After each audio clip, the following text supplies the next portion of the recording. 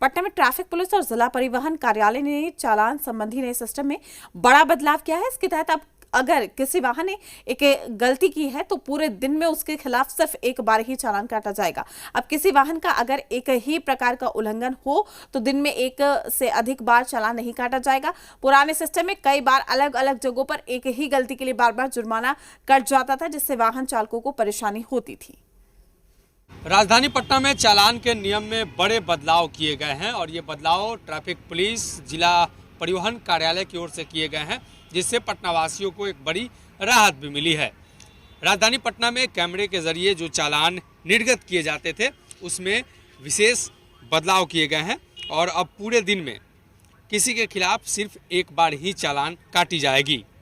नए नियम के अनुसार एक दिन में एक बार ही चालान कटेगा। अब किसी वाहन का अगर एक ही प्रकार का उल्लंघन हो और दिन में एक से अधिक बार चालान नहीं काटे जाएंगे। पुराने सिस्टम में कई बार अलग अलग जगहों पर एक ही गलती के लिए बार बार जुर्माना कट जाता था, जिसकी वजह से वाहन चालकों की परेशानी बढ़ जाती थी।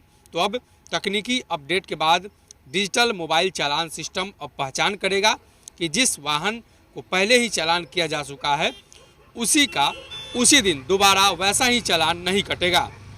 ये बदलाव इसलिए किए गए हैं कि वाहन मालिकों ने इसको लेकर शिकायत की और कई वाहन चालकों के रोजाना एक ही गलती पर 4 से 5 बार चालान कट जाते थे। इस पर ट्रैफिक पुलिस और परिवहन विभाग ने नए सिस्टम को अपडेट किया है।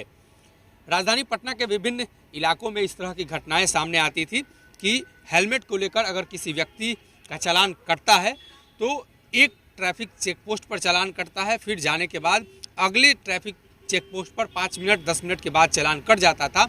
तो लोगों की परेशानी इससे बढ़ रही थी और इसी को देखते हुए ये बड़ा फैसला लिया गया है। तो अब पूरे दिन में एक तरह के चालान एक ही बार काटे जाएंगे।